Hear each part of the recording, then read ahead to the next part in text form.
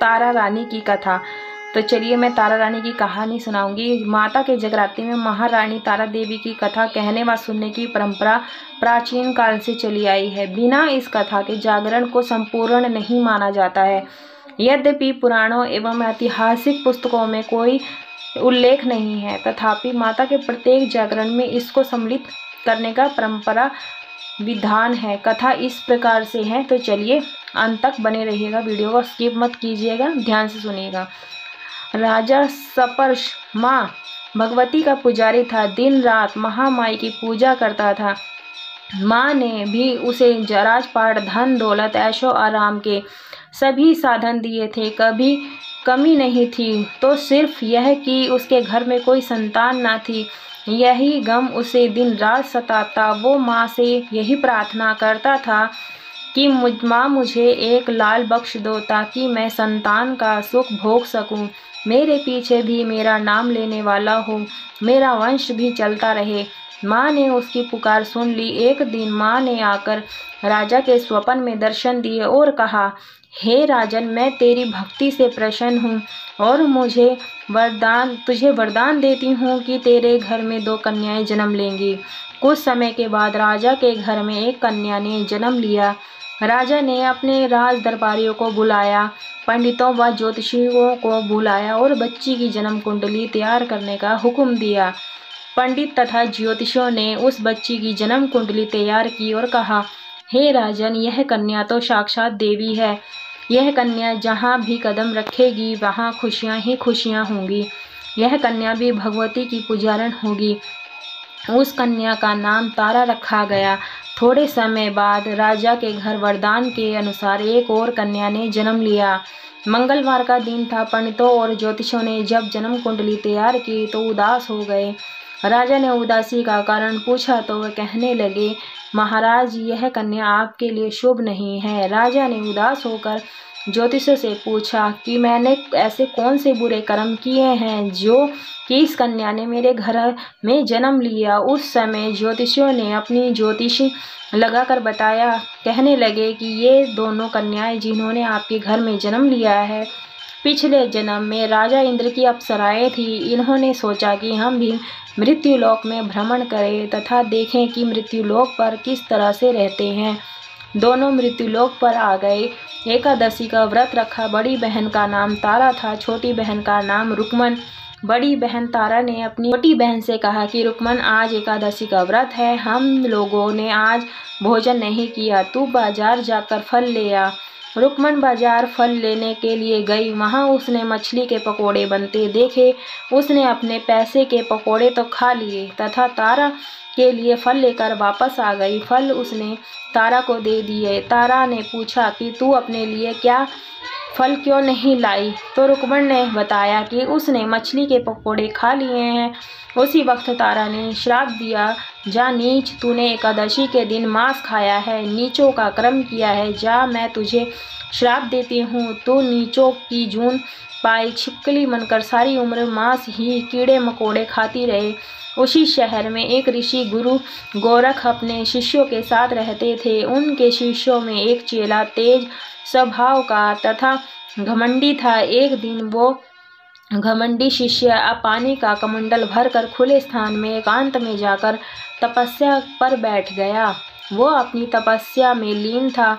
उसी समय उधर से एक प्यासी कपिला गाय आ गई। उस ऋषि के पास बड़े कमंडल में पानी पीने के लिए उसने मुंह डाला और सारा पानी पी गई। जब कपिता गाय ने मुंह बाहर निकाला तो खाली कमंडल की आवाज़ सुनकर ऋषि समाधि टूट गई। उसने देखा कि गाय ने सारा पानी पी लिया था। ऋषि ने गुस्से में आकर उस कपिला गाय को बहुत बुरी तरह से चिमटे से मारा। वह गाय लहूलुहान हो गई। यह खबर गुरु गोरख को मिली। उन्होंने जब कपिला गाय की हालत देखी तो उस ऋषि को बहुत बुरा भला कहा और उसी वक्त आश्रम से निकाल दिया। गुरु गोरख ने गाय माता पर किए गए पाप से छुटकारा पाने के लिए कुछ समय बाद एक यज्ञ रचाया। इस यज्ञ का पता उस शिष्य को भी चल गया। जिसने कपिला गाय को मारा था, उसने सोचा कि वह अपने अपमान का बदला जरूर लेगा। यज्ञ शुरू हो गया। उस चेले ने एक पक्षी का रूप धारण किया और चोंच में सर्प लेकर भंडारे में फेंक दिया, जिसका किसी को पता न चला। एक छिपकली जो पिछले जन्म में तारा देवी की छोटी बहन थी तथा बहन के श्राप को स्वीकार कर छिपकली बनी थी, सर्प का भंडारे में गिरना देख रही थी। उसे त्याग व परोपकार की शिक्षा अब तक याद थी। वह भंडारा होने तक घर की दीवार पर चिपकी समय की प्रतीक्षा करती रही। कई लोगों के प्राण बचाने हेतु उसने अपने प्राण न्यौछावर करने का मन बना लिया। मन ही मन निश्चय किया, अब खीर भंडारे में दी जाने वाली थी। बांटने वालों की आंखों के सामने वह छिपकली दीवार से कूदकर कढ़ाई में जा गिरी। नादान लोग छिपकली को बुरा भला कहते हुए खीर की कढ़ाई को खाली करने लगे। उन्होंने उसमें मरे हुए सांप को देखा। तब उस सबको मालूम हुआ कि छिपकली ने अपने प्राण देकर उस सबके प्राणों की रक्षा की है। उपस्थित सभी जनों और सज्जनों देवताओं ने उस छिपकली के लिए प्रार्थना की कि उसे सब योनियों में उत्तम मनुष्य जन्म प्राप्त हो तथा संत में वह मोक्ष को प्राप्त करे। तीसरे जन्म में वह छिपकली राजा स्पर्श के घर कन्या जन्मी। दूसरी बहन तारा देवी ने मनुष्य जन्म लेकर तारामती नाम से अयोध्या के प्रतापी राजा हरिश्चंद्र के साथ विवाह किया। राजा स्पर्श ने ज्योतिषों से कन्या की कुंडली बनवाई। ज्योतिषों ने राजा को बताया कि कन्या आपके लिए हानिकारक सिद्ध होगी, शकुन ठीक नहीं है, अतः आप इसे मरवा दीजिए। राजा बोले, लड़की को मारने का पाप बहुत बड़ा है, मैं उस पाप का भार नहीं बन सकता। तब ज्योतिषियों ने विचार करके राय दी, हे राजन, आप एक लकड़ी के संदूक में ऊपर से सोना चांदी आदि जड़वा दें। फिर उस संदूक के भीतर लड़की को बंद करके नदी में प्रवाहित कर दीजिए। सोने चांदी से जड़ा हुआ संदूक अवश्य ही कोई लालच से निकाल लेगा और आपकी हत्या कन्या को भी पाल लेगा। आपको किसी प्रकार का पाप न लगेगा। ऐसा ही किया गया और नदी में बहता हुआ संदूक काशी के समीप एक भंगी को दिखाई दिया। वह संदूक को नदी से बाहर निकाल लाया। उसने जब संदूक खोला तो सोने चांदी के अतिरिक्त अत्यंत रूपवान कन्या दिखाई दी। उस भंगी के कोई संतान नहीं थी। उसने अपनी पत्नी को वह कन्या लाकर दी तो पत्नी की प्रसन्नता का ठिकाना न रहा। उसने अपनी संतान के समान ही बच्ची को छाती से लगा लिया। भगवती की कृपा से उसके स्तनों में दूध उतर आया। पति पत्नी दोनों ने प्रेम से कन्या का नाम रुक्को रख दिया। रुक्को बड़ी हुई, उसका विवाह हुआ। रुक्को की सास महाराज हरिश्चंद्र के घर सफाई आदि का काम करने जाया करती थी। एक दिन वह बीमार पड़ गई। रुक्को महाराजा हरिश्चंद्र के घर काम करने के लिए पहुंच गई। महाराजा की पत्नी तारामती ने जब रुक्को को देखा तो वह अपने पूर्व जन्म के पुण्य से उसे पहचान गई। तारामती ने रुक्को से कहा, हे बहन, तुम मेरे यहाँ निकट आकर बैठो। महारानी की बात सुनकर रुक्को बोली, रानी जी, मैं नीच जाति की भंगिन हूँ, भला मैं आपके पास कैसे बैठ सकती हूँ। तब तारामती ने कहा, बहन, पूर्व जन्म में तुम मेरी सगी बहन थी। एकादशी का व्रत खंडित करने के कारण तुम्हें छिपकली की योनि में जाना पड़ा। जो होना था सो हो चुका। अब तुम अपने इस जन्म को सुधारने का उपाय करो तथा भगवती वैष्णो माता की सेवा करके अपना जन्म सफल बनाओ। यह सुनकर रुक्को को बड़ी प्रसन्नता हुई और उसने उपाय पूछा। रानी ने बताया कि वैष्णो माता सब मनोरथों को पूरा करने वाली है।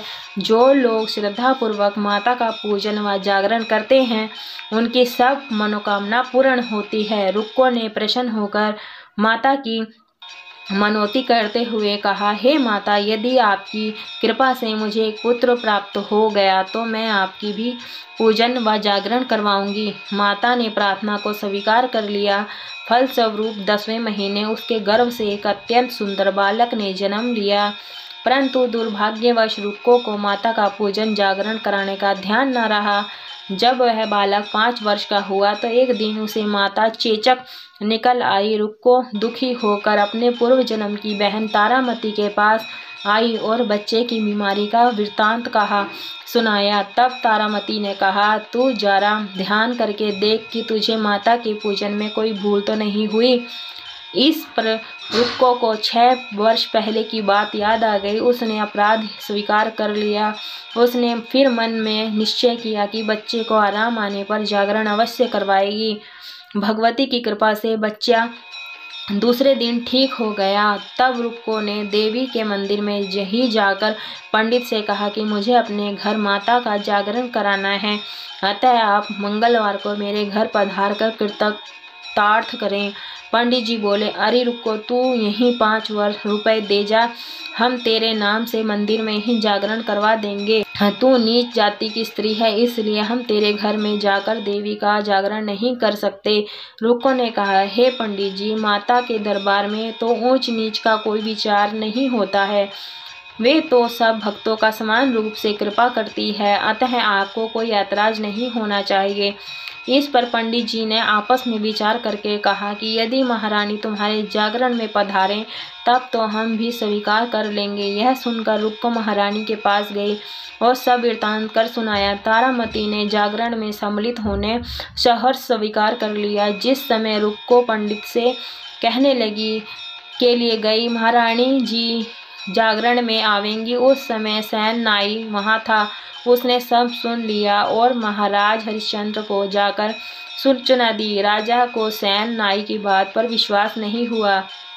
महारानी भंगियों के घर जागरण में नहीं जा सकती। फिर भी परीक्षा लेने के लिए उसने रात को अपनी उंगली पर थोड़ा सा चीरा लगा लिया, जिससे नींद न आए। रानी तारामती ने जब देखा कि जागरण का समय हो रहा है परंतु महाराज को नींद नहीं आ रही, तो उसने माता वैष्णो देवी से मन ही मन प्रार्थना की कि हे माता, आप किसी उपाय से राजा को सुला दें ताकि मैं जागरण में सम्मिलित हो सकूं।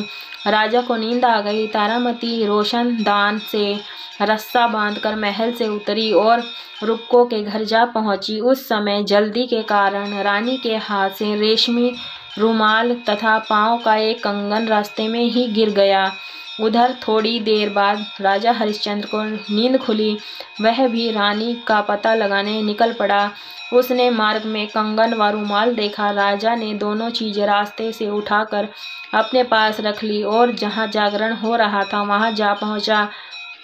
वहाँ एक कोने में चुपचाप बैठकर दृश्य देखने लगा। जब जागरण समाप्त हुआ तो सबने माता की अरदास की। उसके बाद प्रसाद बांटा गया।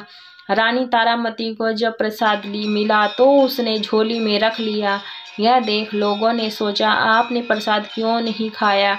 यदि आप ना खाएंगी तो कोई भी प्रसाद नहीं खाएगा। रानी बोली, तुमने प्रसाद दिया वह मैंने महाराज के लिए रख लिया, अब मुझे मेरा प्रसाद दे दें। अब की बार प्रसाद ले तारा ने खा लिया। इसके बाद सब भक्तों ने माँ का प्रसाद खाया।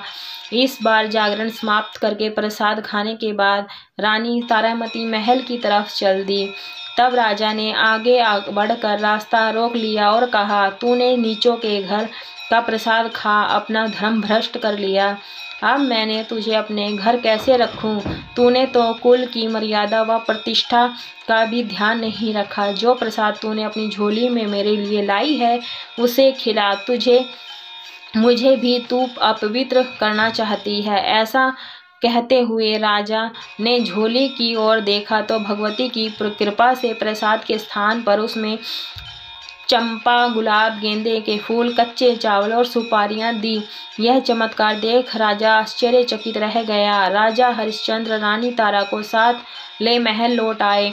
वहीं रानी ने ज्वाला मैया की शक्ति के बिना माचिस या चमक पत्थर की सहायता के राजा को अग्नि प्रज्वलित करके दिखाई, जिससे देखकर राजा का आश्चर्य और बढ़ गया। रानी बोली, प्रत्यक्ष दर्शन पाने के लिए बहुत बड़ा त्याग होना चाहिए। यदि आप अपने पुत्र रोहितवास की बलि दे सकें तो अपने आपको दुर्गा देवी के प्रत्यक्ष दर्शन हो जाएंगे। राजा के मन में तो देवी के दर्शन की लगन हो गई थी। राजा ने पुत्र मोहत्याग रोहितवश का सिर देवी को अर्पण कर दिया। ऐसी श्रद्धा एवं विश्वास देख दुर्गा माता सिंह पर सवार हो गई, उसी समय प्रकट हो गई और राजा हरिश्चंद्र दर्शन करके कृतार्थ हो गए। मरा हुआ पुत्र भी जीवित हो गया। चमत्कार देखकर राजा हरिश्चंद्र गदगद हो गए। उन्होंने विधि पूर्वक माता का पूजन करके अपराधों की क्षमा मांगी। इसके बाद सुखी रहने का आशीर्वाद दे। माता अंतर्ध्यान हो गई। राजा ने तारा रानी की भक्ति की प्रशंसा करते हुए कहा, तारा, तुम्हारे आचरण से अति प्रसन्न हूँ। मेरे धन्य भाग जो तुम मुझे पत्नी रूप में प्राप्त हुई। आयु उपरांत सुख भोगने के पश्चात राजा हरिश्चंद्र, रानी तारा व रुक्मण भगिनी तीनों ही मनुष्य योनि से छुटकारा देवलोक को प्राप्त हुए। माता के जागरण में तारा रानी की कथा को जो मनुष्य भक्तिपूर्वक पढ़ता या सुनता है, उसकी सभी मनोकामनाएं पूर्ण होती हैं, सुख समृद्धि बढ़ती है, शत्रुओं का नाश होता है। इस कथा के बिना माता का जागरण पूरा नहीं होता।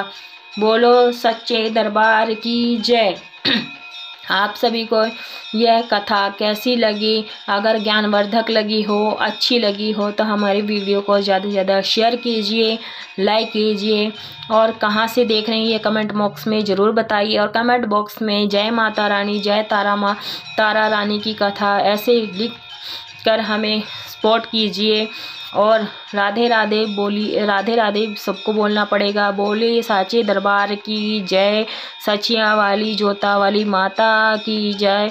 सदा माता का आप पर सभी लोगों पर आशीर्वाद बनाए रखें, और माता का आशीर्वाद सदा आप पर बनाए रखें। तो इस कथा को ज़्यादा से ज़्यादा सुनिए और पढ़िए और दूसरों को सुनाते रहिए। सुनने और सुनाने से माता ज़्यादा प्रसन्न होती हैं। तो इस तरह से हमारी कथा संपन्न होती है। और लाइक ज़रूर कर दीजिएगा और कमेंट में जय माता दी राधे राधे लिखिएगा। मिलते हैं ऐसी ही रोचक कहानी के साथ, कथा पूजा के साथ और माता से जुड़ी हुई कहानियों के साथ। तो मिलते हैं नेक्स्ट वीडियो में। आप सभी का राधे राधे।